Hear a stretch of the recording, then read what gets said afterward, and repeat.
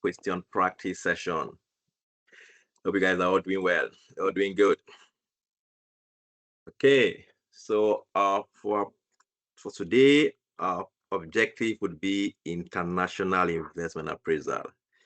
So it's my hope that at the end of our session for today, if you do have international investment appraisal in the November exams, that we all would be able to give it a very good attempt, a very, very good attempt.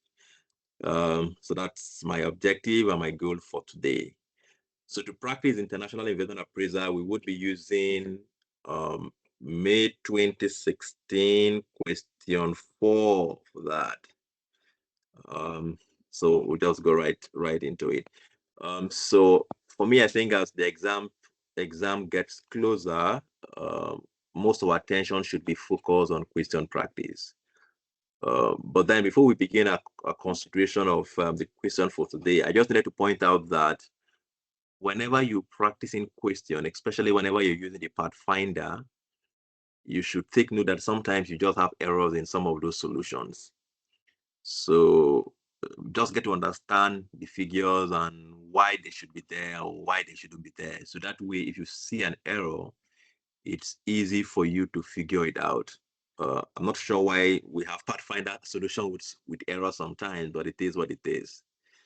So that's something I just wanted you guys to just take note of it. And one of them is even the one we're going to solve today.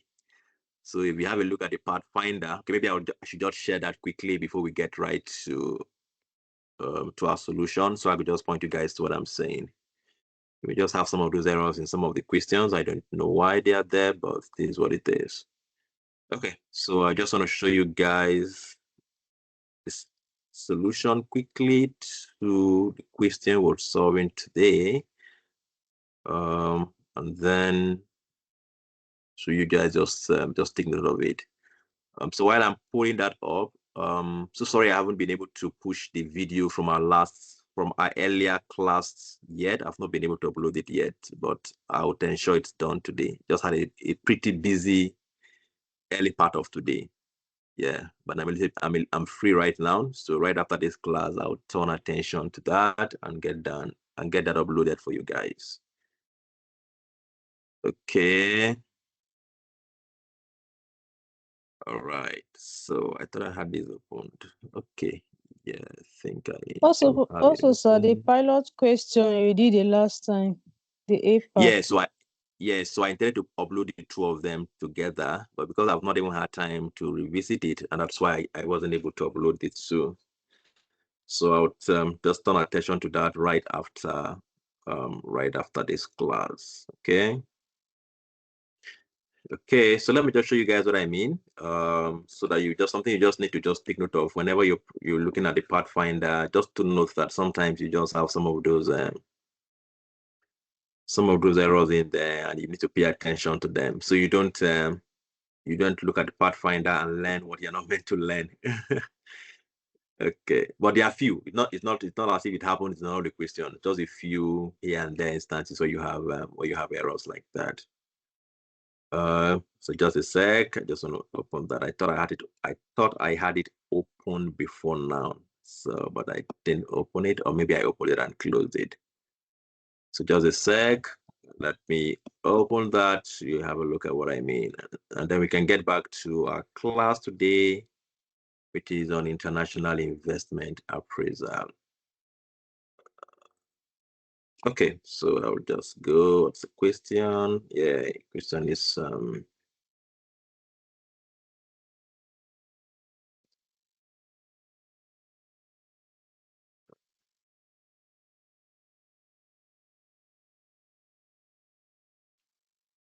okay, so I'm there. So let me just quickly share my screen on that. So you'd see that before we turn our attention to our focus for today.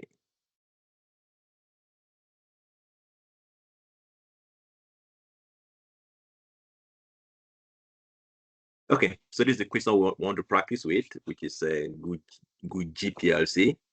So right, if you go to the Pathfinder solution, I'm not sure why ICAN wouldn't have a second review of some of the solutions before they publish them.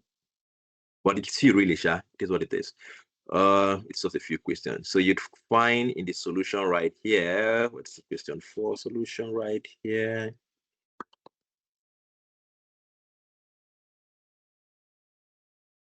Okay, so yeah, so these are question 4 solutions. So I'm just going to go to the workings.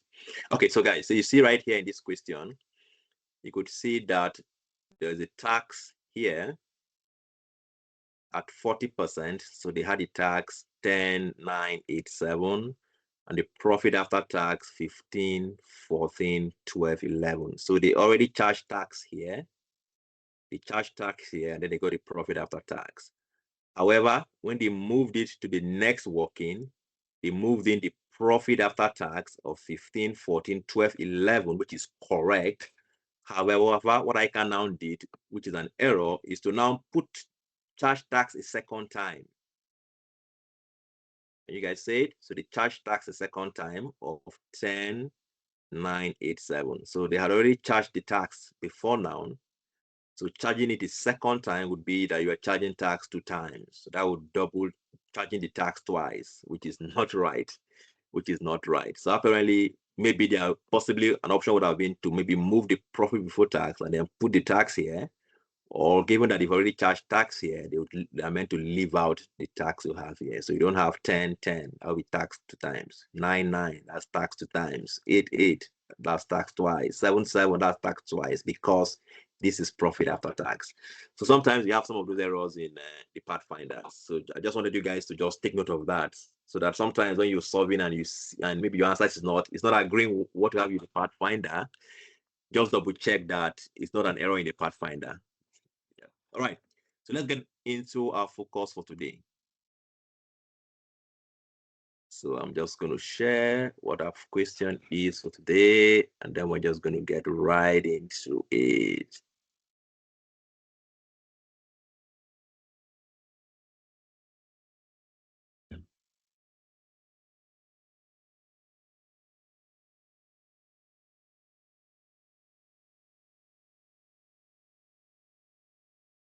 Okay, so I'm back to my screen on International Investment Appraisal. Can you guys see my screen? The one that has the question we're going to solve today, which is on International Investment Appraisal. Can someone just confirm you can see my screen right now? Current screen I'm sharing, the one that has November 2016. Yes. Okay, great, great. Okay, so let's get right to it. Okay, so I'm going to read the question, and then we're going to take a few minutes to just explain a few things about International Investment Appraisal, and then we'll go right into it. November 2016 question 4 on International Investment Appraisal. So let's get right into it. Gugi Plc is a highly successful manufacturing company operating in Nigeria. In addition to the sales within Nigeria, the company also exports to a foreign country with currency F dollar along the ECOWAS sub-region. The export also generates annual net cash inflow of 50 million. Gugi Plc is now considering whether to establish a factory in the foreign country and stop export from Nigeria to that country.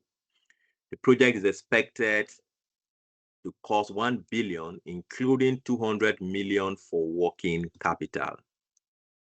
A suitable existing factory has been located and production would commence immediately.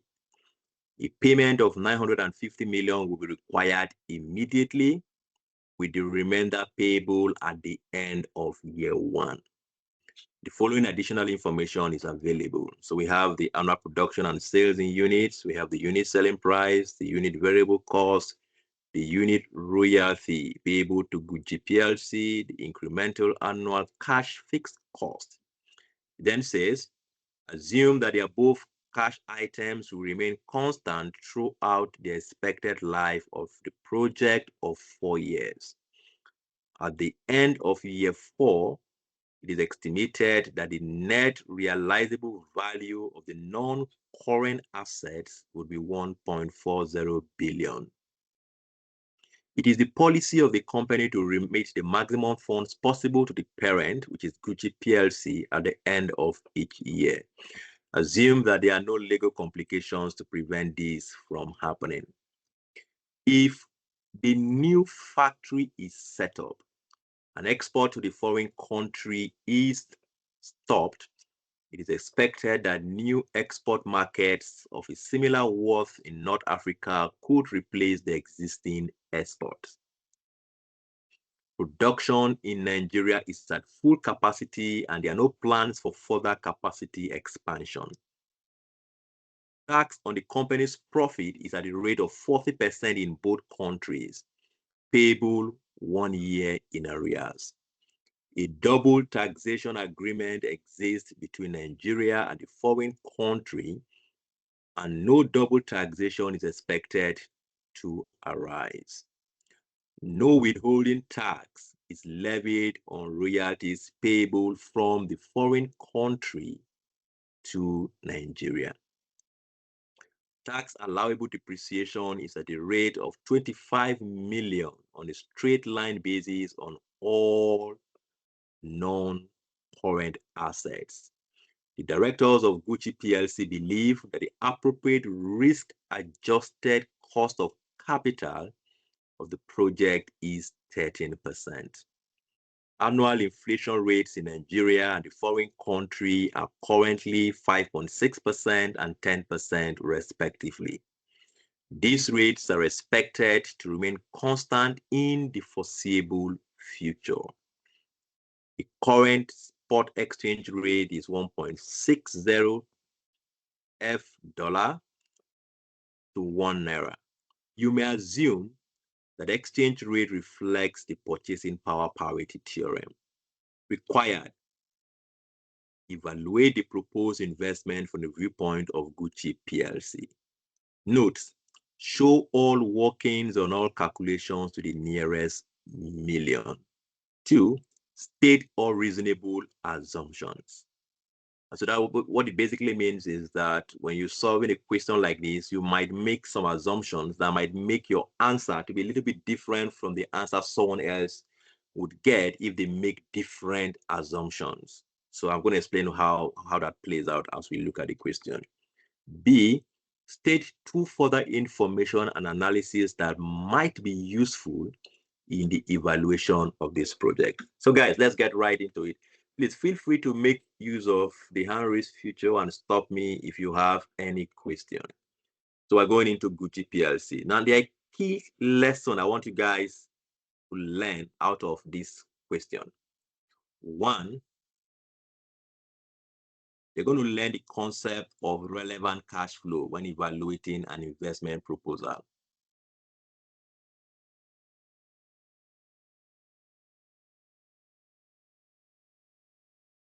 2, I want you guys at the end of this class to learn the rules around double taxation agreement. How do you treat the situation where you have double taxation agreements?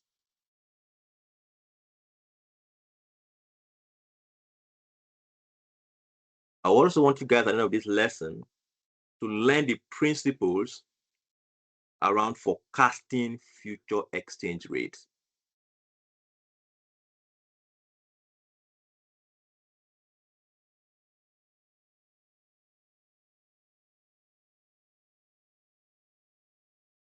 At the end of our question practice, you would also learn currency conversion, because we would be interacting with Gugi Plc that uses FS as a currency and Naira, which is our domestic currency in Nigeria. So that's something else you would learn at the end of our question practice on Gugi Plc. And finally, among a lot of other things that you would learn would be our presentation formats.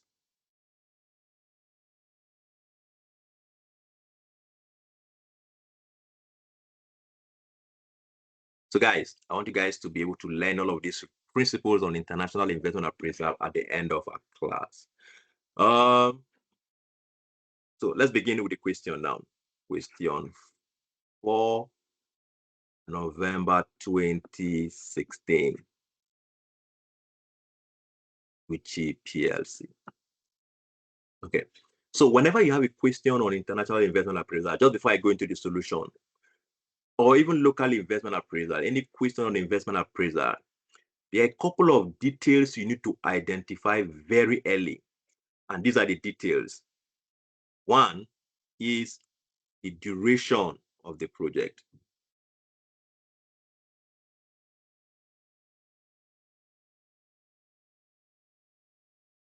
Because that gives you an idea of how many years you're going to project in your answer.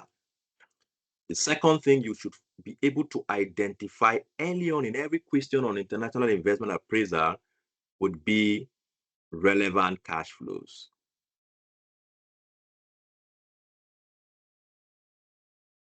So by relevant cash flows, I mean you need to identify early on, what is the decision about? What are we trying to make a decision on? So that whenever you're picking the values from your question, you only focus on the values that are relevant to what you're trying to evaluate. And then thirdly, early in the question, you need to determine your cost of capital or weighted average cost of capital. So if it's given to you directly, we know we were going to use it as it's given to us. But if it's not given to us, we know that we need to calculate it. So we begin to project how do we calculate it? What is required to calculate it? So we need to identify this early in every question on investment appraisal. It's very important. Now, when you have a question on international investment appraisal, in addition to this, you need to understand that you're looking at two different entities. One is you're looking at the foreign investment.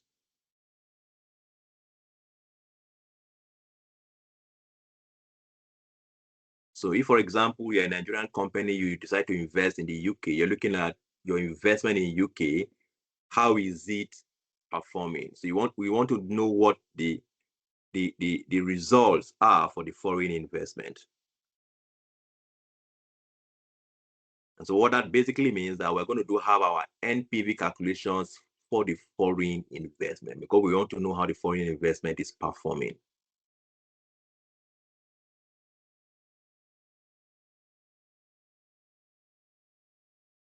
And then when you're done with the foreign one, you now repatriate the fund to your home country. And so you want to find out what is the group / home country performance.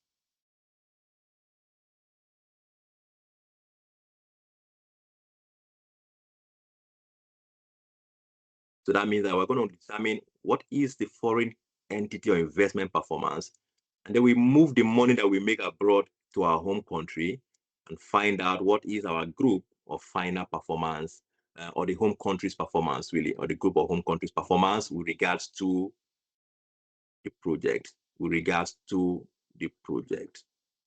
Okay, so those are key things you need to take note of whenever you have an international investment appraiser. This one applies to any investment question, any investment question.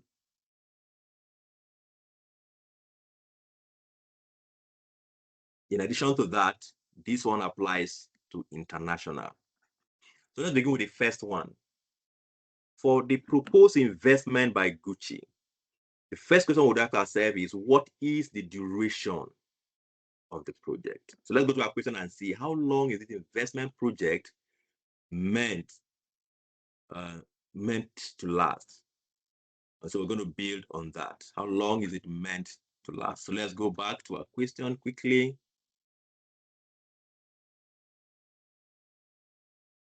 The question says right here, I'm not going to read it all over. It says here that the project is expected, the above items remain constant throughout the expected life of the project of 4 years.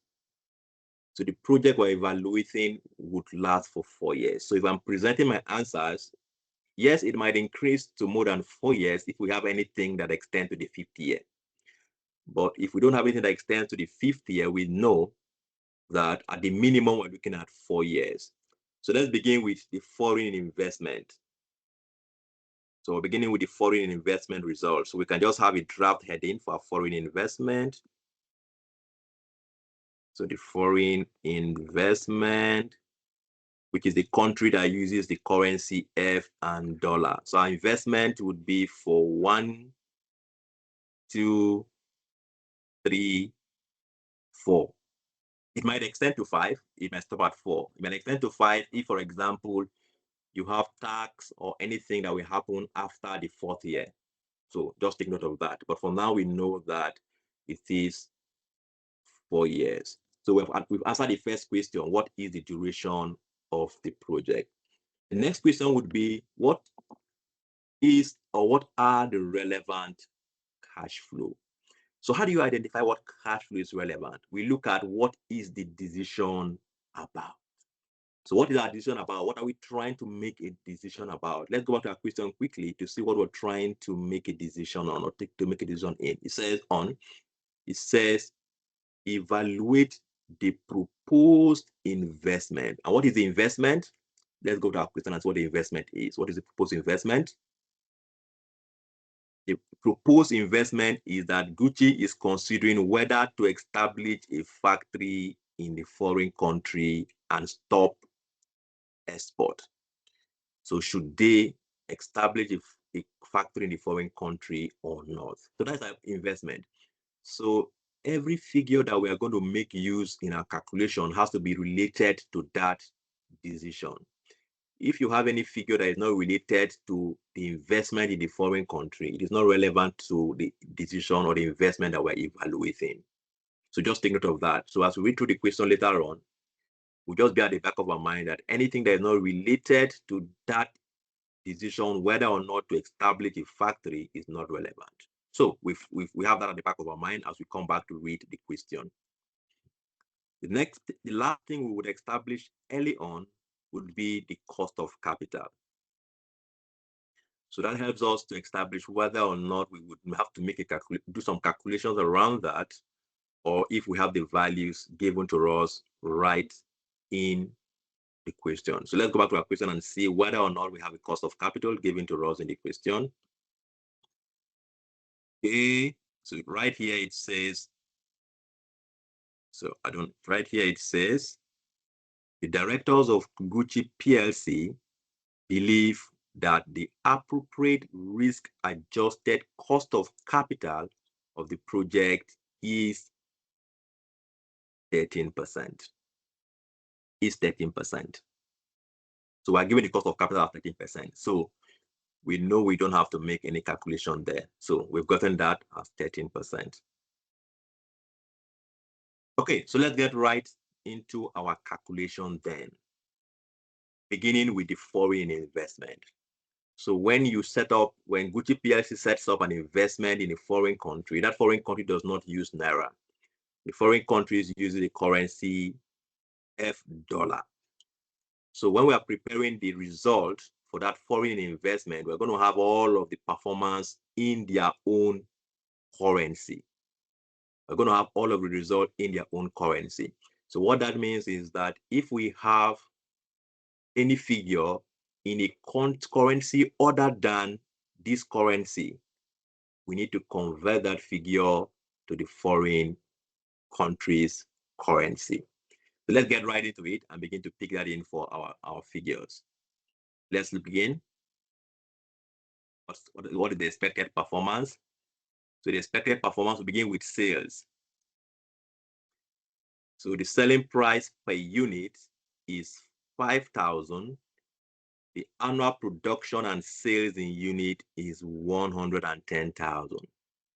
So quantity 110,000, selling price 5,000. So what would be the sales per year? But it says that it will remain constant throughout the expected life of the project. So whatever value we have will remain constant. So what's our sales revenue? 110 units, 5,000. So what's our sales? So it is 110 units, which is our quantity times the price of 5,000. It is in the currency, so we're not making any conversion. So what does that give us? We might need to take off a few zeros, maybe keep it to a million or 1,000, depending on whatever we have, whatever the values end up and get up to. So that's 110,000 multiplied by 5,000. So this is 550 million. That's a lot of figures to write down. So let's have our figures in million. So we take off 60. We have our figures in million. So we take off 5 zeros. So M will be 3 zeros. Double M will be another 3 zeros. Total of 6 zeros. So if we take off 6 zeros, which is double M, out of 550 million, that leaves us with 550. Would this change for subsequent years? The answer is no, because the question tells us that assume that the above cash items will remain constant. Assume that the above cash items will remain constant throughout the expected life. So whatever you have in the first year will remain constant throughout the expected life. So let's copy it across then. So that would be 550. That would be 550. And that would be 550. So we have our sales, we subtract our variable cost to get our contribution. So we less our variable cost. So what is our variable cost? Let's go back to our question. Our unit variable cost is 2,000 $. Per unit. And how many units? 110,000 units. So what does that turn up to? 110 multiplied by 2,000. So that would be 110,000 multiplied by 2,000. Okay, so that gives us a variable cost. All right, so that's 110 multiplied by 2,000 gives us 220.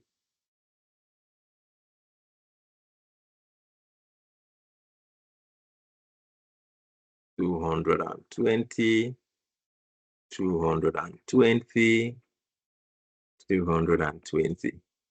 Okay, so that gives us a contribution.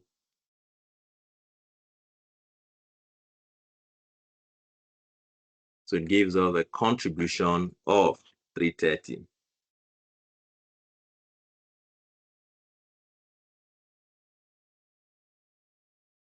Of 330, of 330, of 330, and of 330.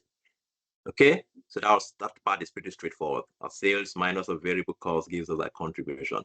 All of the values were given up to this point is in $, which is the currency of that foreign country. So we put it and drop it. If we have values in a different currency, then we then need to convert it to $, because that is the currency of the home country. So let's proceed with what the next item would be. We're done with the variable cost, and we have our contribution. Let's see what other items would be right after that. Okay, so let's go right after that. It says unit royalty payable to Gugi Plc. Can you see the currency? This is given to us in Naira. Unit royalty is given to us in Naira. But we are trying to determine the performance in the foreign country. So we need to be able to convert that value to the foreign currency. But first, let's even determine the value in Naira. Let's first determine the value in Naira, and then we can then convert it to the foreign currency based on the exchange rate. So it says 300 Naira per unit, 300 naira per unit. So what would that translate to? 300 multiplied by 110. So then we can just call this our first working, since we're going to have currency conversion involved in that. So we're going to have royalty. So the foreign investment is paying to Gugi a royalty. So meaning that when whatever they pay, Gugi will receive it. So take note of it. Whatever they pay, Gugi will receive it. So when we are preparing the group account for Gugi, we should take note of the fact that there is an amount that the foreign investment paid to them, which is royalty. So let's do our workings. We can call that working one.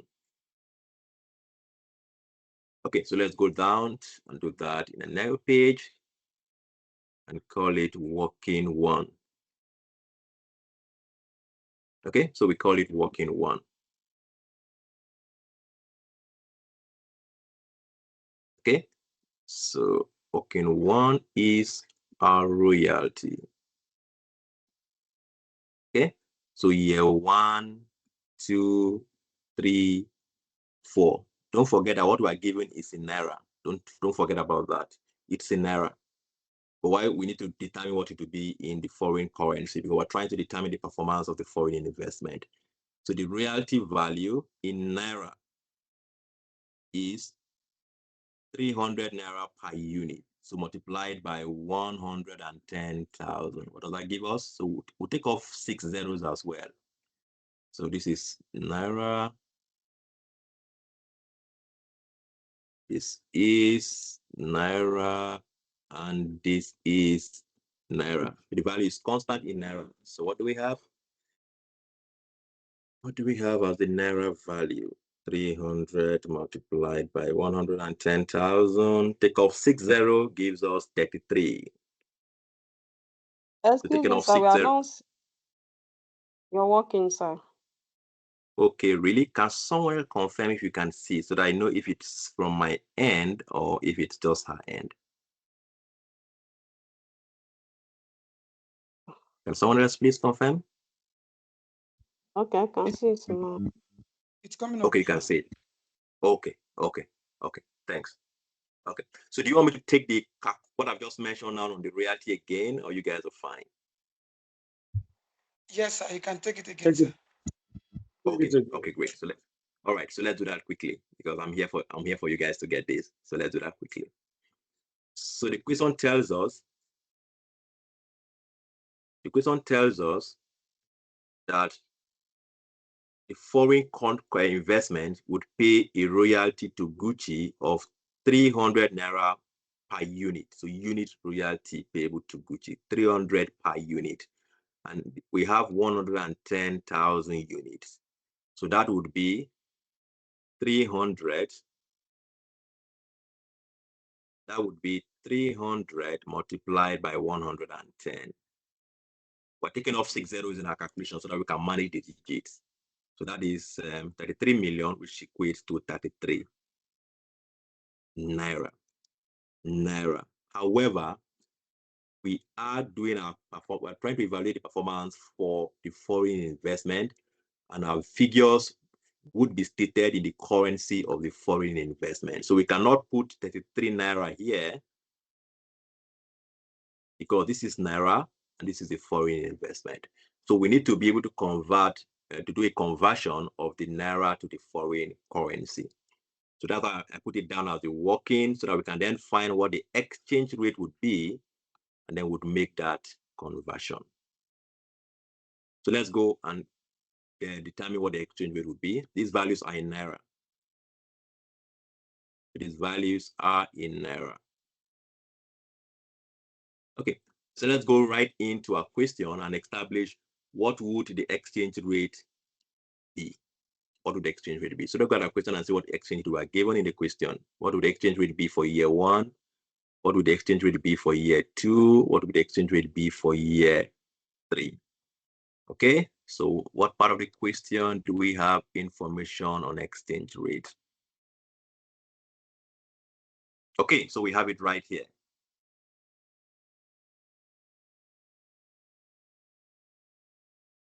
Okay, so it says that the annual inflation rates in Nigeria and the foreign country are expected are currently 5.60 and 10% respectively. These rates are expected to remain constant in the foreseeable future. The current spot exchange rate is 1.60 is equals to 1. You may assume that exchange rate reflects the purchasing power parity theorem. So currently, as at now, at the beginning of the year, the exchange rate is 1.6 to 1. And we are given the inflation rate for the two countries, for Nigeria and for the foreign country. So what that means is that what we are required to do is to project using inflation, which is called purchasing power parity theorem. We're required to project what the exchange rate will be at the end of year 1, at the end of year 2, at the end of year 3, and at the end of year 4. So that's what we're required to do right now. So let's project that. Now, for the purchasing power parity theorem, there are two accepted formulas. Whatever formula you would use gives you the same answer. There are two accepted formulas. Whatever formula you use gives you the same answer. Now, but this is the formula I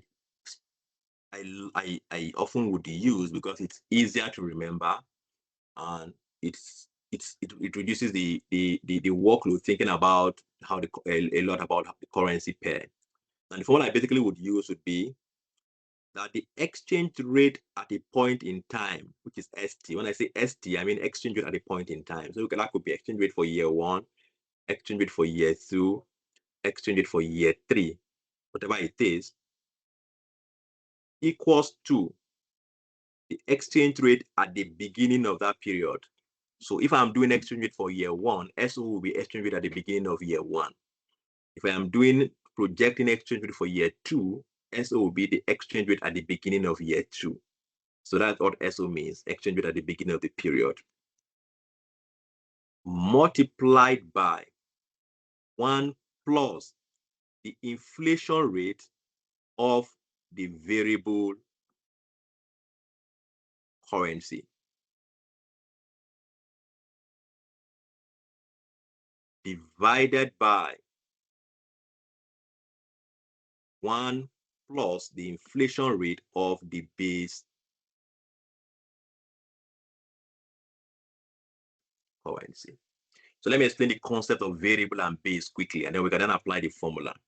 So every exchange, whenever you're trying to go into a currency market and you're trying to have a currency conversion, whenever you ask of the exchange rate, you might not have taken note of it, but every exchange rate is quoted in the format variable divided by base. Now the base is always equals to 1.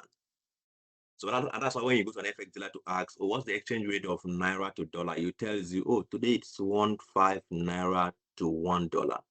Maybe the next day you go and ask, so what's the exchange rate of Naira to dollar? They tell you, oh, today it's 1475 to $1.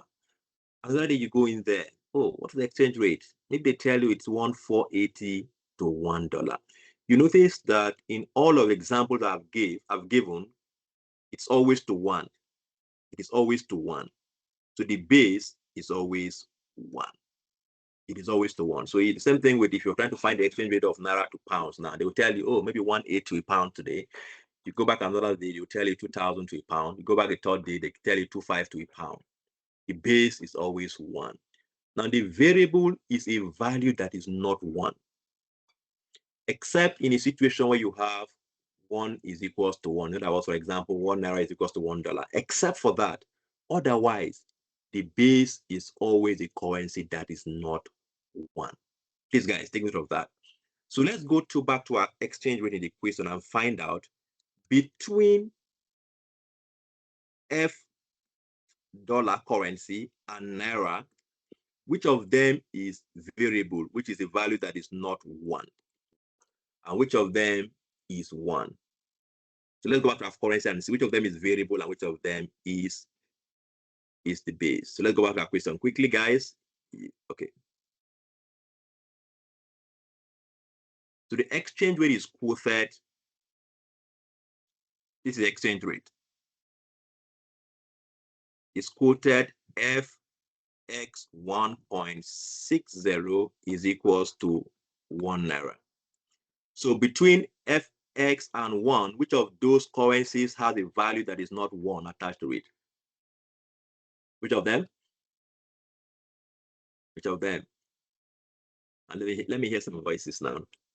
So which of them? Clearly it is the F dollar, right? That's the one. Clearly it is the F dollar. The naira has 1 attached to it, and that is the base. So what that basically means is that our variable, what it basically means is that our variable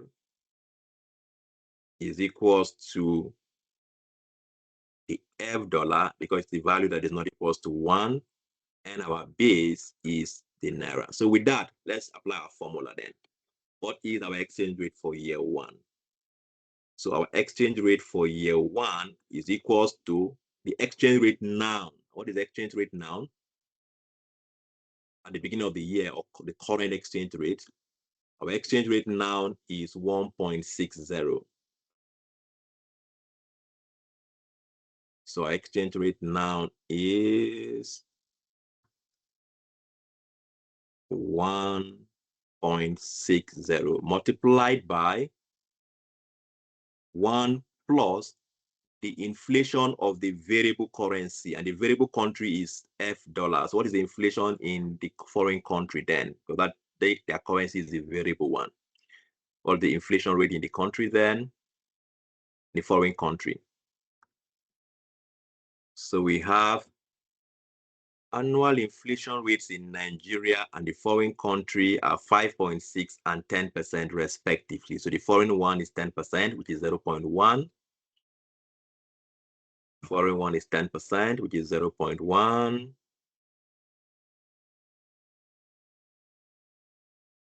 So which is 0.1, and then 1 plus the inflation rate of the base country, which is Naira or Nigeria. What's the inflation rate in Nigeria? What's the inflation rate in Nigeria? The inflation rate in Nigeria is 5.6%. So that would be 0.056. So that would be 0.056. Okay, guys. So what's the exchange rate for year 1? 1.01 divided by 1.056 multiplied by 1.6. Sorry, let me take that again.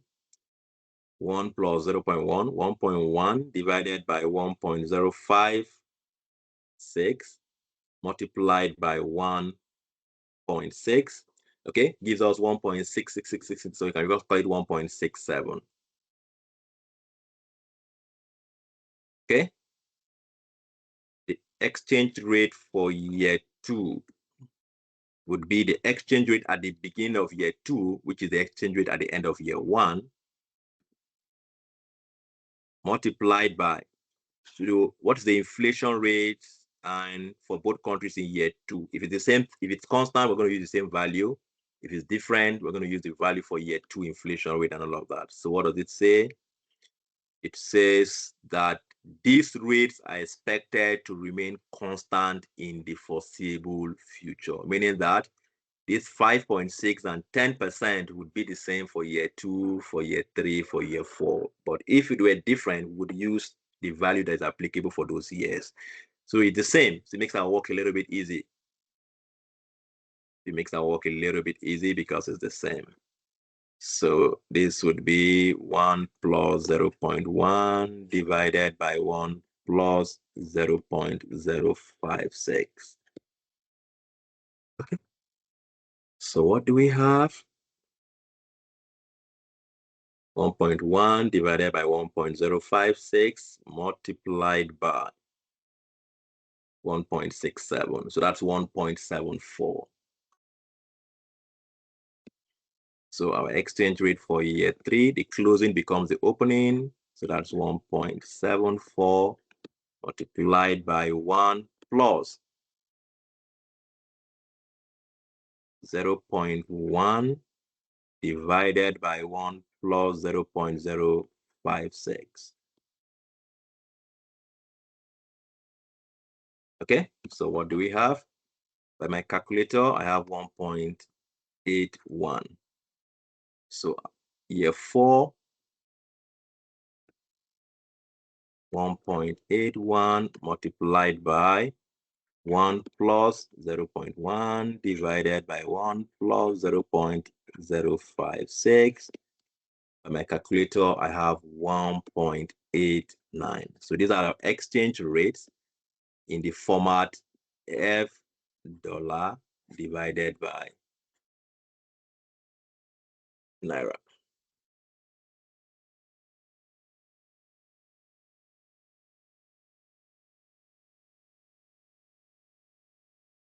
Okay. So let's copy the exchange rate and put on top and then do our conversion. Any question on the exchange rate? Because that's one of the things I wanted you guys to learn from our key principle from this question. Forecasting future exchange rate. So if you have a question on forecasting future exchange rate, please, you can make use of the hand raise feature so I can address that. I want you guys to be able to attempt any question on international investment as soon as you can. Okay, Avantika, please go ahead. I don't understand the calculation. Okay, so let's take it one more time quickly. Okay, so I'm going to be asking you some questions and as I go through so that I can feel your pause that you understand the question. Okay. Sorry, you understand the conversion. So you say you don't understand the conversion, right? Is that what you mean? The calculation, right? Yes. The calculation. Okay. Okay. So I'm going to be asking you questions so that I'm sure you feel what I mean. Now, this is the formula. This is the formula. So there are more than one formula for predicting future exchange rate. But whether you use this or you use the other one that has domestic currency, foreign currency for approach, you're going to have the same answer. Now, this is the formula. And this is the one I like because it's simpler. The formula is that the exchange rate at the point in time, in other words, if you are projecting for year 1, T would be year 1. If you are projecting for year 2, T would be year 2. If you are projecting for year 3, T would be year 3, is equals to the exchange rate at the beginning of the year multiplied by 1 plus the inflation rate of the variable currency divided by 1 plus the inflation rate of the base currency. That's the formula. Okay. You need to know the formula. That first part is pretty clear. The main thing would then be, how do we determine what is variable and what is base? That's the main question, because that's the part that we really need to know to be able to use this formula. So how do you determine what is variable and what is base? And I mentioned that every currency quote out there is quoted variable divided by base.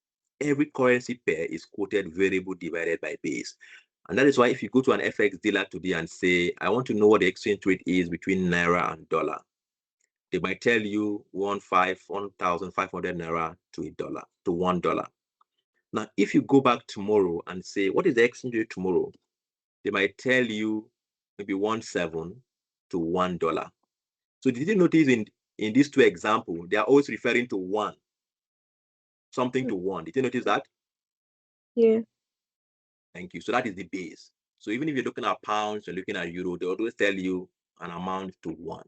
So what that means is that when you look at the exchange rate in your question, you want to be able to establish which of them is variable and which of them is base.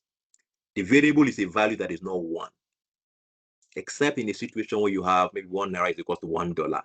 But outside of that, the variable is a value that is not one. The base will always be equals to one. So let's go back to our exchange rate in the equation and see between F dollar and Naira, which of them is variable and which of them is base. And that is what would tell us whether we are going to use the inflation rate, which country's inflation rate we would use on top, and which country's inflation rate we would use in the denominator. So let's go to our question quickly and do that recap. Okay. Yeah, so let's go back quickly. So look at the exchange rate in the question. Can you see the exchange rate? The exchange rate is FS. The exchange rate now, FS 160 is equals to 1. Which of these currency has a value that is not 1? Is it the FS that has a value that is not 1, or the Naira that has a value that is not 1? Which of them? It is this guy. Because FS or F dollar has a value that is not 1. Did you see that? FF. So that tells us that that is FF. what? That is what? That is Foreign the currency. variable. You see that? It tells us that that is the variable. So with that information, we know what to do next, because we know that the variable is F dollar, because that is the value that is not 1, and the base is Naira. So what that basically means that because F dollar is the variable, we're looking at inflation of the foreign country, because they're the ones that is FS, and Naira is the base, we're looking at the inflation of our local country. So we can, with that information, we can then begin to our projection. We said, okay, S1 is equals to, what is the exchange rate at the beginning of the year? It is 1.0 multiplied by 1 plus the inflation rate of the foreign country, because that is the variable. So what is the inflation rate of the foreign country from our question? We go back to our question quickly. So what is the inflation rate of the foreign country? It says that the inflation rate in Nigeria and the foreign country are 5.6% and 10% respectively. So that means that the foreign country is 10%, which is 0.1, and our domestic one is 5.6%, which is 0.06. So and that's why we have in here,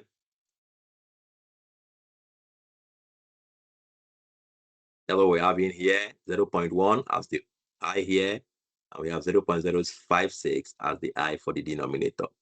Is that clear? Yes. Okay, yeah. So the closing becomes the opening, the closing becomes the opening, the closing becomes the opening.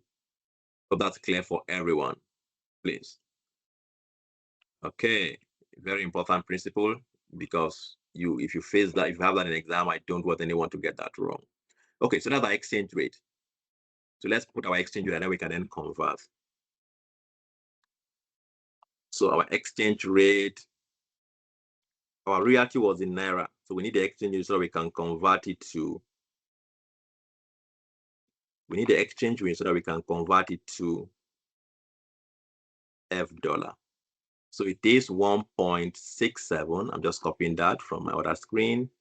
1.74, 1.81 based on our calculation, and then 1.89. That's what we have here. Yeah, 1.89. Good. All right, so let's convert. Let's make our conversion. Now, pay attention to this rule on conversion. Pay attention, close attention to this rule on conversion.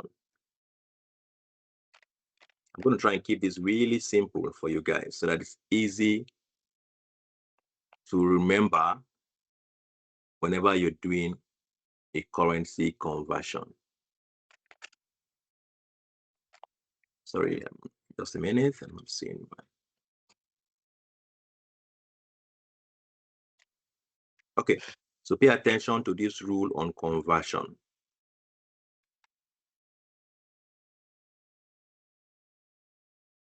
Two rules, very easy rule. You just need to remember what the rules are. I don't want to complicate this for you guys.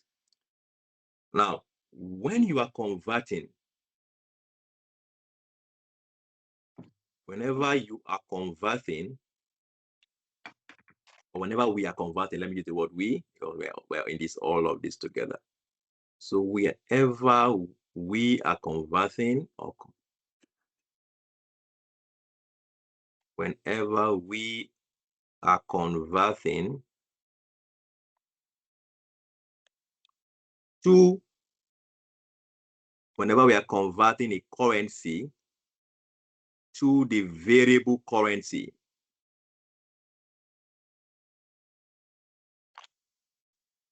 we multiply.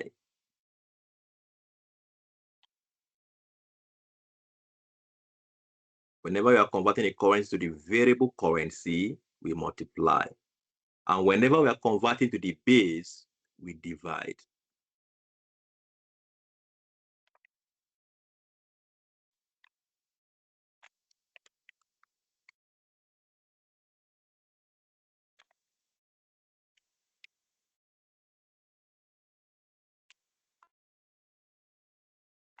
We divide. So those are just the two rules. I want to keep it simple for you guys. So I'm just looking at simple approaches for you guys. So whenever we are converting to the variable currency, we multiply. Whenever we are converting to the base currency, we divide. So we're trying to make a conversion here. We're trying to convert Naira to what currency? We're trying to convert 33 Naira to what currency? What currency? We're in a foreign investment. We're trying to convert Naira to what currency? F dollar. To the F dollar. That's what we're trying to do so that we can know what the value is for the F dollar. So we're trying to convert Naira to F dollar. Now, what is F dollar? Is F dollar the variable or F dollar is the base? Because if we are converting to F dollar and F dollar happen to be the variable, we will multiply. But if F dollar happens to be the base, we would divide. So we're converting to F dollar. What is F dollar? Based on what we've done before. Is F dollar variable or base? Can we say it? It is what? Variable. It's a variable. Variable. So we multiply. As simple as that. It's a variable, so we multiply. So can we determine what the F dollar equivalent would be? So let's multiply 33 multiplied by 1.67 will give us the value for year 1. Multiplied by 1.74 will give us the value for year 2. Multiplied by 1.81 will give us the value for year 3, and so on and so forth. So guys, what do we have?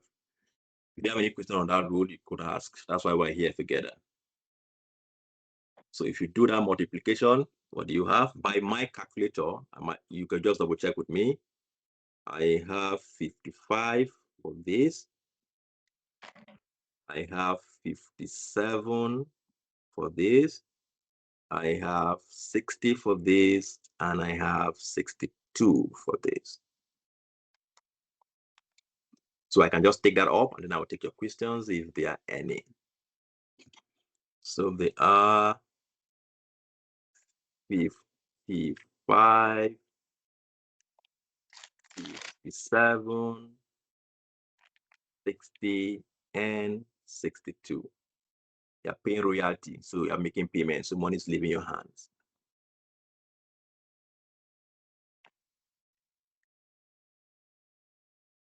Is there any question on the conversion rule? It's as easy as that, just those two, depending on what you're converting to.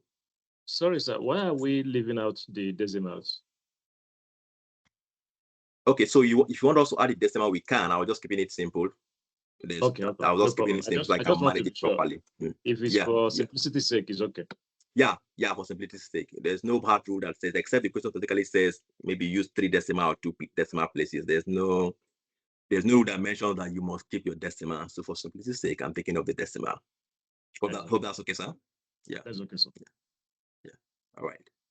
So I'm sure that when it comes to conversion for most of you guys, I guess it's one of these that has been very difficult for you guys. But if you follow just these 2 simple rules, you wouldn't get it wrong. Just first identify which is variable and which is base. And then if you're converting to the variable, you know you're multiplying. If you're converting to the base, you know you're dividing. As easy as that. So let's move on back to our question. We are done with the royalty. So let's move on to our question and see what the next item is in that with regards to our investment in the foreign country. Okay, so we'll have royalty, which is this. We then have our incremental annual fixed cost. It's given to us in F dollar, and we're preparing our performance for the foreign country. So we don't need to make any conversion there. It's given to us in the currency that we're currently preparing our accounts in. So it says the values will remain, all assume that the above cash items will remain constant throughout the expected life of the project. So it'll be 50-50 throughout the 4 years. So let's bring that in quickly.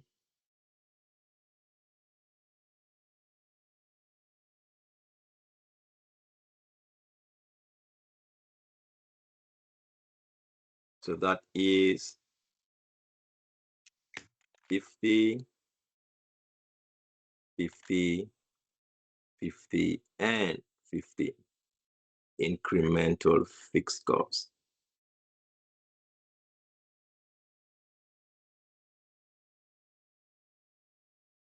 Okay. Okay. Let's go right back to our question and see if there's anything we missed or in that we can just that needs to be brought in with regards to the performance in the foreign country. Okay, in terms of the profit and loss before we bring in investment, we've not brought in the investment yet. So this is the investment amount. We've not brought that in yet. So let's determine what the other ones would amount to. So this is our next realizable value. We're going to come to that when we're dealing with the investment in capital assets. Okay, and then here is on nothing have to do with that. Here is the taxation, which is 40% in both countries, payable 1 year in arrears. And here is tax allowable depreciation at the rate of 25%. So that's the only thing that's missing right here. We have a tax allowable depreciation. Okay, so we have a tax allowable depreciation here. Now there are two methods for treating tax allowable depreciation in presenting our answers. I'm sure you would have seen that if you've practiced question on investment appraisal. So I'm going to stick to one of the methods. The first method would be that we bring in our tax allowable depreciation. We then calculate tax and take it out. And the reason why we're taking it out is because depreciation is not cash. It's not cash. It's just an allocation of the investment amount over the lifespan of the asset. So it's not cash. That's the first approach. The second approach would be that we calculate the tax on our operations as it is. We then calculate the tax savings on the tax allowable depreciation after that. So those are two approaches.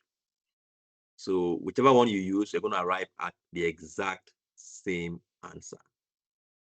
So for this solution, maybe I should do the second one where I just calculate my tax on my normal operations as it is, and then I calculate the tax savings on the depreciation right after that. So we can do that. We can do that. If you want to see how to calculate, if you want to see the method where you bring in the depreciation and then you calculate tax and take it out, please look at the Pathfinder. That's the approach I use in the Pathfinder. Please. So those are two different methods. So I'll use a different method and you can look at the Pathfinder. But our answers will not be the same because of what I explained much earlier, because in the Pathfinder, tax was charged twice, which wasn't meant to be. So let's go right with our approach then, which would be to calculate the tax on our normal operations, and then we get the tax savings on the depreciation. So what's the tax rate?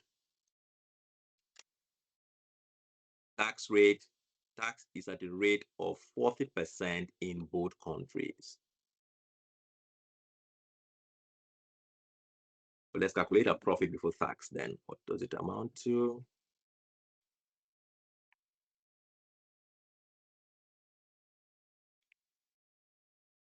Okay, so that would be 330 minus 55 minus 50. So you guys could help me reconfirm it just in case I pressed the wrong value, but by my calculator right now, and I have 225. The next is 330 minus 57 minus 50. So that's 107. So I have 223. Next one, 330 minus 60 minus 50. So that's 330 minus 110, which is 220. And then the last one, 330 minus 62 minus 50, I have 218. So that's my profit before tax. So let's do our tax.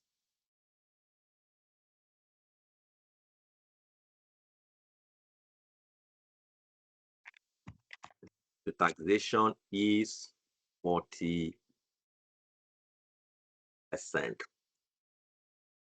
Taxation is 40%. All right, so let's get what our taxation would be then. 40%. So what is 40% of 225? Okay, so that is 0.4 multiplied by 225 is equals to 90. Now, before you drop that, you drop down the answer 90. You need to establish when is tax paid. Now, if tax is paid in the year where we generate our revenue, so that means that year one tax will be payable in year one. So 90 will come here. If tax is payable in the year we generate our profit. If tax is payable 1 year in arrears, it means that the 90 will come where? 1 year in arrears, it will come here. If tax is payable 2 years in arrears, means that our tax will come here. Now, what if tax is payable 50% now and 50% in arrears? It means that 50% now would mean that half of that would be 50% now, and half of that would mean that you would pay 45 now and 1 year in arrears, 45 later. So guys, you want to pay attention to when is tax payable, because that will determine where you place your tax calculation. So let's go back to our question and find out when is tax payable. Yes, please. Sorry. Yes, sir. I was just wondering why we are providing for 4 years. So I don't know, is it because of these tax payments and on areas? But I Okay, think so even before that, we explained that when you began at the start of the class, we explained it at the very beginning where we said that one of the first things you would do whenever you have an investment appraisal question, let's go back there right there. We explained at the start of the class that one of the first things you would do when you have an investment appraisal question will be 3 things. The first one is to establish what is the duration of the project. So we did that exercise at the start of the solution, and the question clearly tells us the initial duration. It might extend as we go ahead with our calculation, but it tells us at the start. So we did that exercise at the very beginning. It tells us that the project is going to be for, where's that up, where's that up, where's that up, where's that up. Yeah, it tells us that the project has an expected life of 4 years. Okay. 4 years. Can you see that, sir? So we did that. Right. We did that at the beginning of the class. So maybe you didn't join in early. Yes. Thank you, sir. So that's what we got. It might be more than 4 years if something makes us to extend beyond the 4th year. So let's see if there's anything happens. If not, it's 4 years. Okay. So let's go. We're talking about tax now. So when is our tax payable? That's when what will determine where we place our 90. So let's go back to our question and see when is our tax payable. When is our tax payable? Is it in the current year? Is it 2 years? Is it 1 year? Is it 50%? So we know. So this is what it says.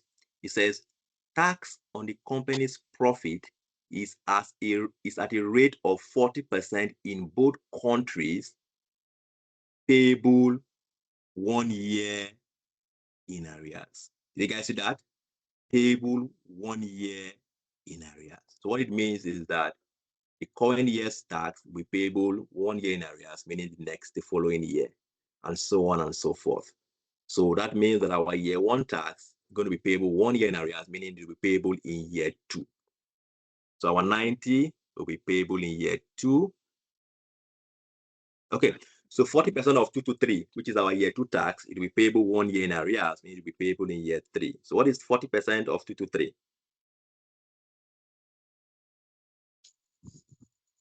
So I'm dropping the decimal point. I don't want to work with decimal point for simplicity, so that I don't be stressing my head too much. So that is 89, but it's payable 1 year in arrears, meaning it will be payable in this year. The next one,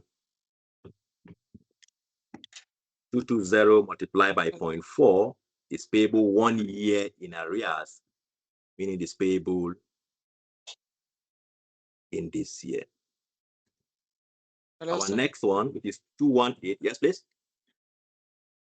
Yes, sir. Please. Go ahead. Yeah. Good evening. Yeah, good evening. Omar, good evening. Well done. Go ahead.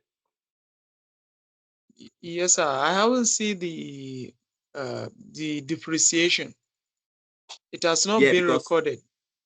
Yeah, because what the approach we are taking would be to determine what our tax is on our normal operations, and then we calculate the tax savings on the depreciations differently. There is another approach where you bring in the depreciation, you calculate tax, and then you take it out. So there are two different methods. Is that okay? Yes, sir. So whichever method you use, you would arrive at the same answer. Is that clear? Okay, sir. It's clear. Right. So we're using this But method. Yeah. So taxation, has it not been impacted on the taxation since the value of the profit will be reduced?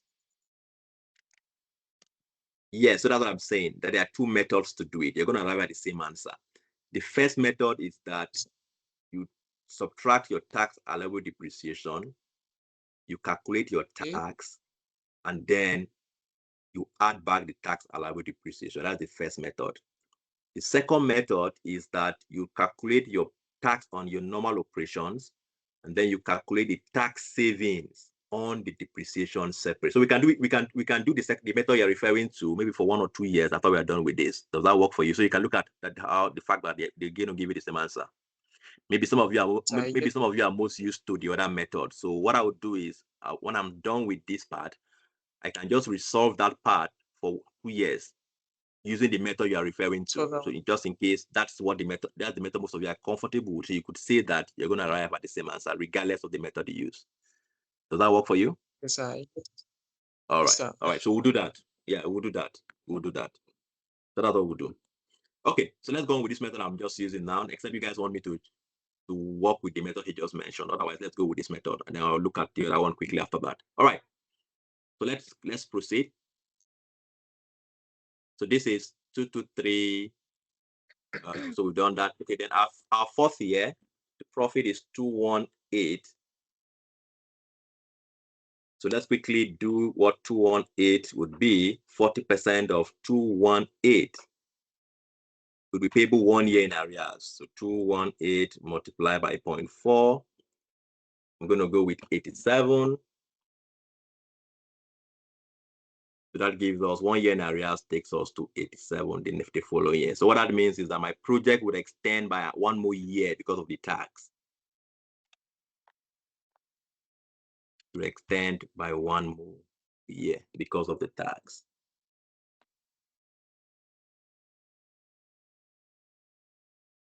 Any question on our taxation? So you would always want to pay attention to when tax is paid. So that is one extra lesson too out of this one. So I can just pay it. I just added a 6th lesson that we're going to learn out of this question. Tax payment date. Okay. So now that we're done with this, and the approach we are using for our question would be to now bring in the tax savings on capital allowance or depreciation. And then once I do that, I can then quickly just do the other method that the guy mentioned, so we can compare both for maybe 1 or 2 years. So this is our tax savings on capital allowance.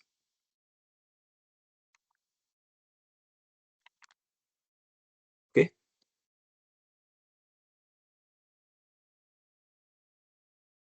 All right. So we could call that working 2.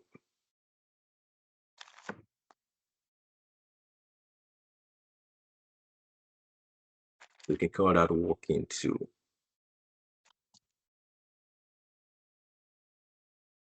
So tax saving. So this is our working 2. So tax savings on capital allowance.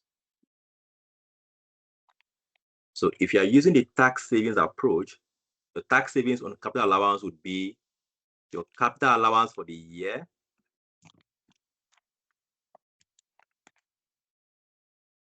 capital allowance for the year multiplied by the tax rate. Capital allowance for the year multiplied by tax rate. So we need to know what is the capital allowance for year 1, what is the capital allowance for year 2, what is the capital allowance for year 3, and so on, multiplied by the tax rate. So let's even see what the capital allowance would value would be for each of the years. Okay, so where is that part on capital allowance in the question? Okay, so this is the part on capital allowance right here. It says tax allowable depreciation is at a rate of 25% on a straight line basis on all non-current assets. 25% on a straight line basis on all non-current assets. So what is the value of a non-current asset? Because capital allowance will be 25% on a straight line basis. So what's the value of a non-current asset? Let's go back to a non-current asset. What is a non-current asset? Let's read this. Let's read this. It says, Gugi Plc is now considering whether to establish a factory in the foreign country and stop export from Nigeria. The project is expected to cost 1 billion, including 200 million for working capital. So if out of 1 billion, 200 million is working capital, so what value is non-working capital? What value is non-working capital? So that would be 800 million. That is our non-working capital, 800 million. So let's quickly do that calculation.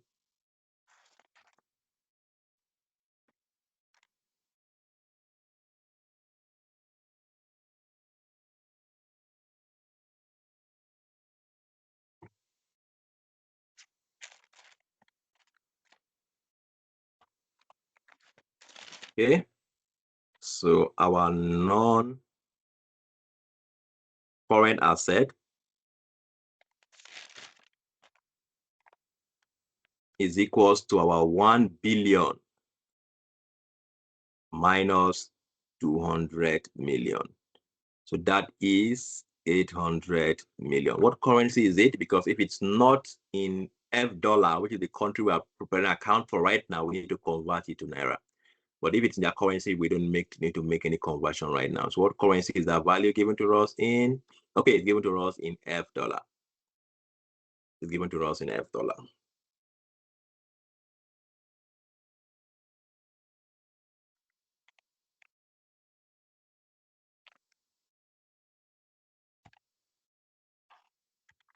Okay, so that's 800 million. So the capital allowance per year is straight line basis, meaning it's a constant value every year.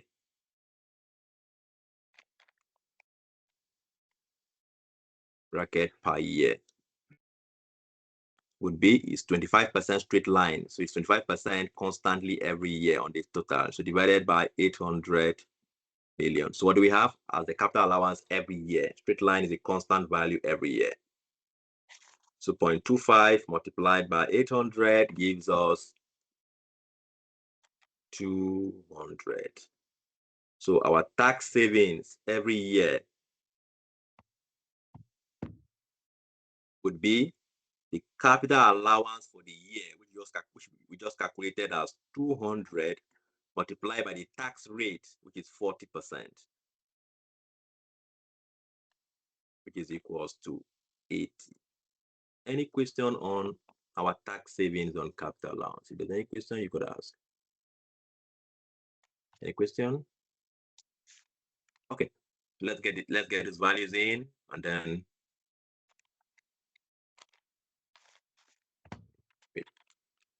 we're going to get the value in. And the key thing, one key thing you must note with regards to tax is that tax is payable 1 year in arrears. So the value that we have of 80 million for year 1, we're going to enjoy it in year 2 because tax is payable 1 year in arrears. So that's a positive value. We're going to enjoy this here. We're going to enjoy this here. I'm going to enjoy this. Yeah.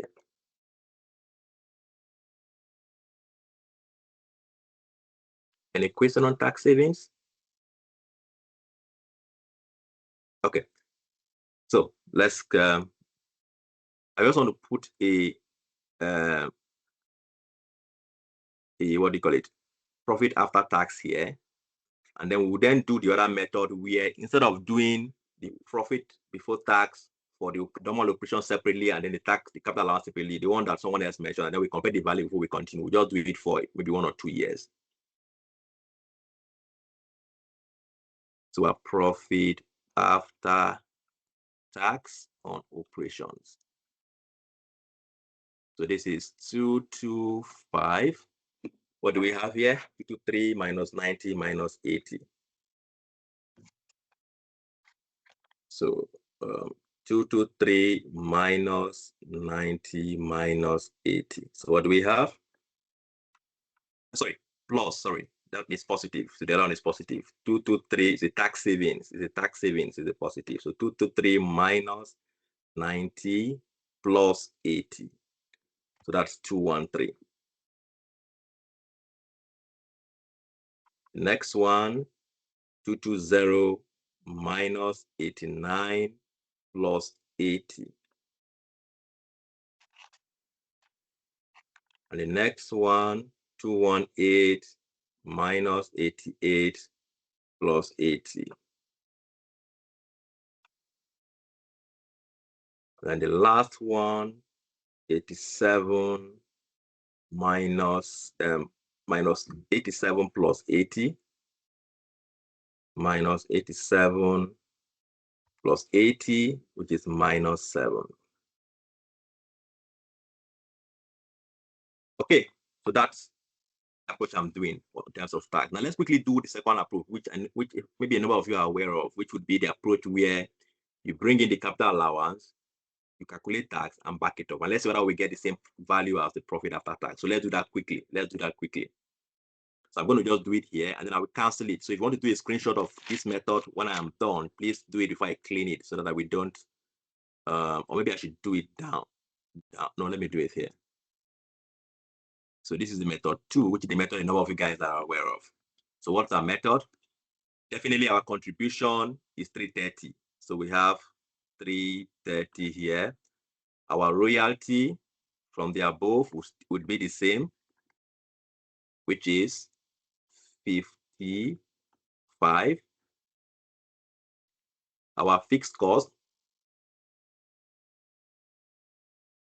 I'm going to do it for just 2 years, would be the same, which is 50.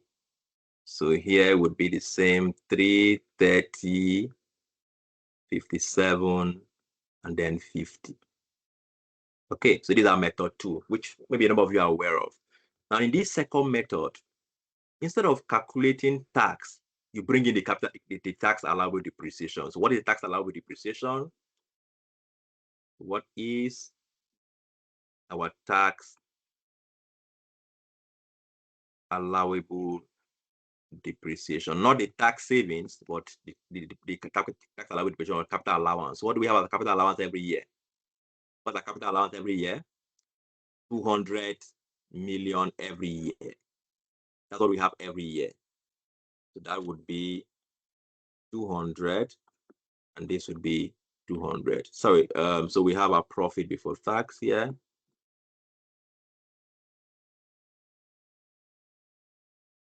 Okay, so what do we have? Yeah.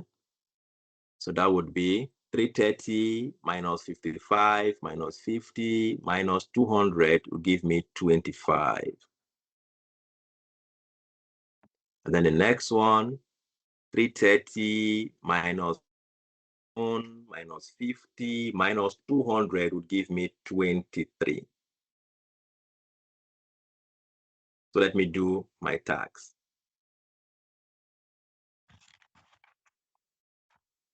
Which is 40% payable 1 year in arrears. So what is 40% of 25? We payable 1 year in arrears, meaning we payable the following year. So 0.4 multiplied by 25, we have 10.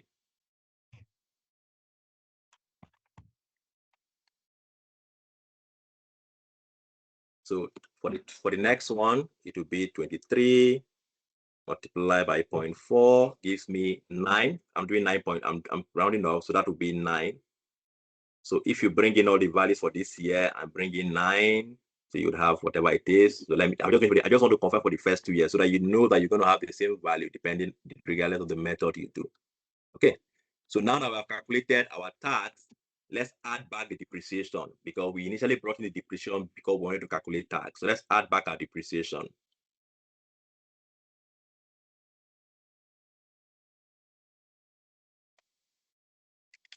Okay. So we sub 200, we add it back. We subtracted 200, we add it back. So what amount do we have of that profit after tax? It should give us, for the first 2 years, it should give us 225 and 213 because the two methods would always give you the same answer. So what do we have, guys? In the first one, what do we have? 25 plus 200 gives you 225. 23 minus 10 gives you 13. 13 plus 200 gives you 213. So the guy that asked, is that Umar? Who asked the question earlier? I'm here, sir. Yeah, okay. So can you see that? Can you see the values? Can you see it? Yes, I can see it. Yeah, so I can regardless see of the them. method you use, yeah, so whether you're using this method where you will calculate tax on our normal operation and then we bring in tax savings, or the other method which a number of you guys might be familiar with, I don't know what you're taught in your session, which is to bring in the tax capital allowance or tax allowable depreciation, calculate tax, and then take it out, you would have gone to arrive at exact same answer.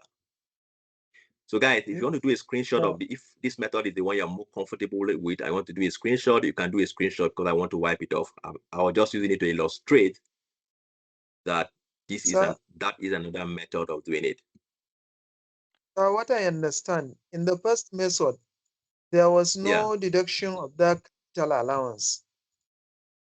No, but we calculated the tax savings. We just calculated the tax savings. Sorry, it's only the tax. I said there was no deduction of that 200,000 naira. 2 million, 200 million. Yeah, but in the second one, it's been deducted for the tax purpose and take it back after the taxation. Yes. In the first method, what we just calculated was just the tax savings. We just calculated just the tax savings. Okay? Yes, sir. But in the second method, you bring in the depreciation, you calculate tax, and then you take it out. So there are two different methods. So whichever method you use gives you the same answer, guys.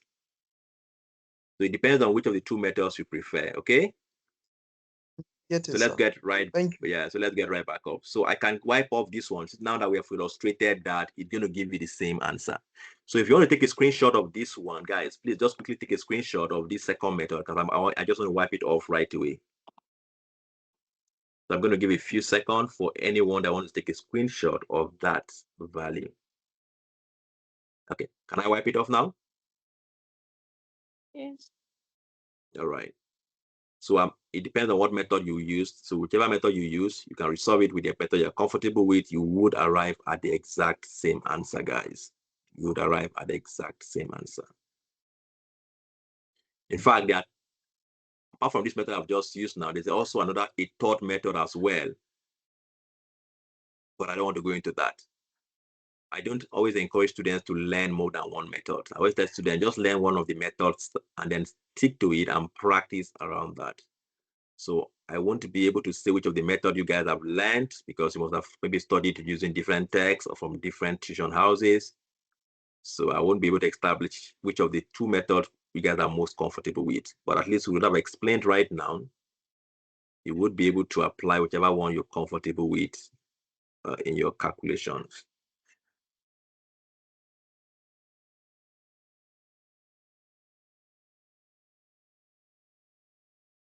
Okay, yeah, so we're done with that. Okay, so let's get right back into where we left off from. So we have calculated our tax. Let's now bring in other part of our calculations. What other outflow are we expecting? What other inflow or outflow are we expecting in this calculation? Okay, so let's go to our investment now. Let's go to our investment right now. So to be able to generate the revenue we have calculated, there needs to be an investment in the foreign country of 1 billion, including 200 million for working capital. So how is that investment going to take place? When are we going to make payment? The question tells us that a payment of 950 million would be required immediately, with the remainder payable at the end of year one. So immediately will be year zero, which is the start of the year. So 950 will be required immediately, which is year zero. So we can say our initial investment plus working capital, 950 million will be required immediately. So out of 1 billion, 950 will be required immediately, and the remaining one will be payable at the end of year one. So out of 950, if we pay out of 1 billion, if we pay 950 now, how much will be remaining to pay at the end of year one? Clearly, it would be 50 million. Clearly, it would be 50 million. Sorry, sir. Sir, excuse me, sir. Hello, Yes, sir. please, go ahead. Sir, Yeah, go ahead, go ahead. I don't get this part clearly, sir. Okay, okay, so let's look at it again together, and that's why we're here. Thank you, sir. All right, that's why we're here. So let's go back to our question quickly. I want you guys at the end of this class to be able to attempt International Investment Appraisal. Okay, so now let's look at it. Now, whenever you think about NPV, we're mostly interested in cash inflow and cash outflow. And let's pay attention to what the question talks about our investment. It says as follows. So I'm going to read these two lines. Please pay attention as we do the reading. It says as follows. Gucci is now considering whether to establish a factory in the foreign country and stop export from Nigeria to the country. The project is expected to cost 1 billion. That is our total cost. And out of this 1 billion, 200 is working capital. So that's not 1 billion, 200 is working capital. So that information is clear. But when would Gucci Plc make the payment of the entire 1 billion? The next paragraph says, out of this 1 billion, a payment of 950 million will be required immediately, which is at the start of the year, which is year zero, with the remainder payable at the end of year one. So if out of 1 billion, we are paying 950 immediately, what do you think will be the balance we need to pay to take it to 1 billion? To remain 50 million. It will remain 50, which when would that be paid? When would that be paid?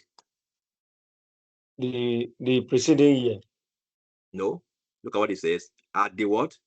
At the 50 will be paid at the end of year one. So the 50 will be paid at the end of the year one. The 950 will be paid at year two. No, at the end of year one, not at the beginning of year one. At the end of year one. If it's paid at the beginning of the year one, it will be the preceding year. Okay. Yeah. Okay. So that's why we have 950 and then 50. Okay. Okay. Thank you, sir. You're welcome. That's why we're here. That's why we're here. That's why we're here.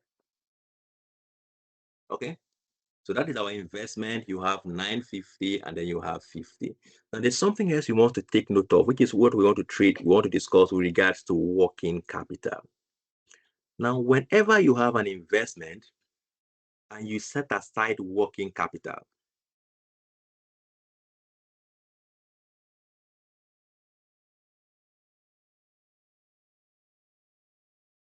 so if you set aside working capital,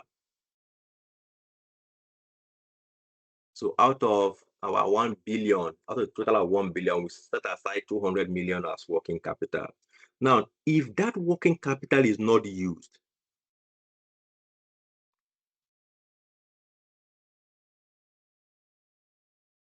if not used, you can't leave it where you can't leave it as an amount that is set aside because it wasn't used.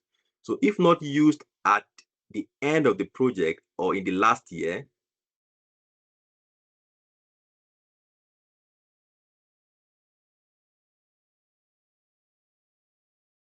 then we need to account for it as an inflow.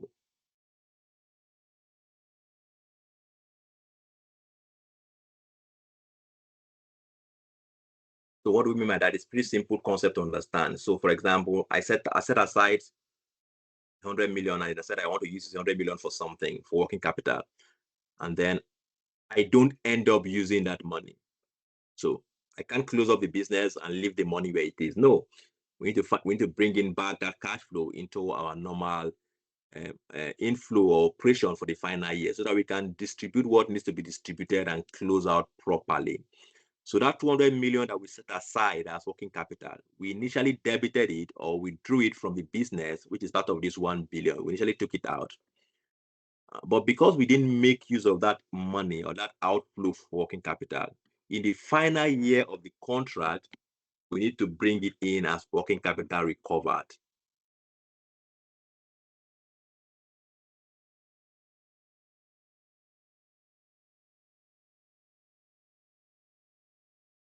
Of 200 million.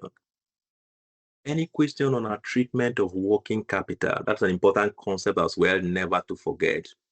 Whenever you set aside working capital for the different years, if that working capital is not used in the final year of the project, you need to recover it into the business so that you can close out properly. Okay, so let's do the final part. Okay. What happens if the working capital we use it for business purpose? What will now happen, sir?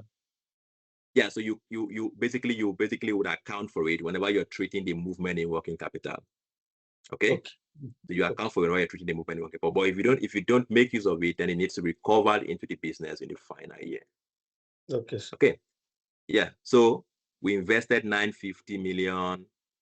We had working capital. So we invested 1 billion, out of it, 200 is working capital. So in the final year, do we expect to recover anything from that investment that we made? Is there any residual value we expect to get out of the project?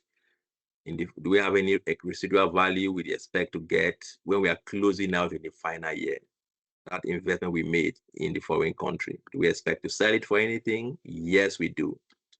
It says that right here, says that at the end of year 4, it is estimated that the net realizable value of the non-current assets would be 1.4 billion. So at the end of year 4, when we are closing that investment, because our investment is only for 4 years, we're going to sell that investment for 1.4 billion, which is 1,400, given that we're taking off 6 zeros. So that is residual value.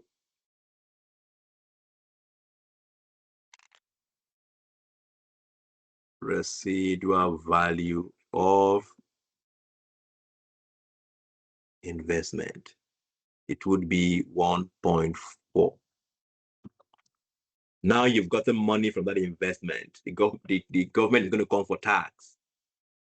You've gotten an inflow from the disposal of that. The company is going to come for tax to you for tax on that, because they've already given you tax allowed with depreciation, and so you wiped off everything.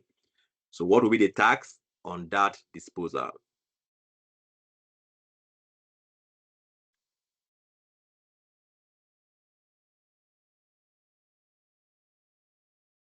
What is 40% of 1.4?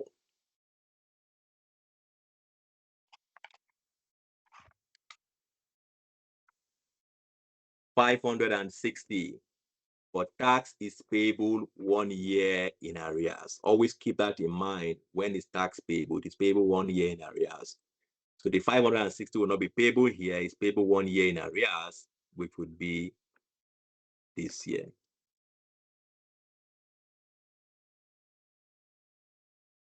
Okay, so I think that's basically all of the items we translate. There's no other value beside all of that. So let's close our books for the foreign country, and then in our next class, we'll move on to the second leg, which would be the value of the performance in the group company, which is Gugi Plc in Nigeria. So let's close our books quickly.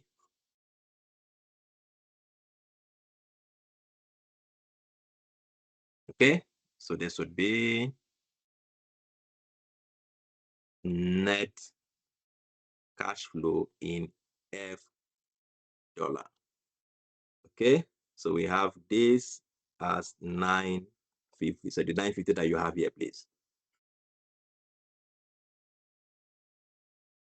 We have our year one as 225 minus 50. So that is 175. 175. We have our year two. There's nothing here. As 213. We have our year three as 211. We have our year four as 210 plus 14 plus 200. That is 1810.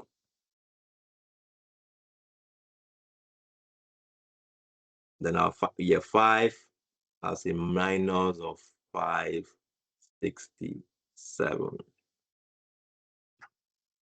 That is a performance for the foreign investment. So we have done this first leg, foreign investment.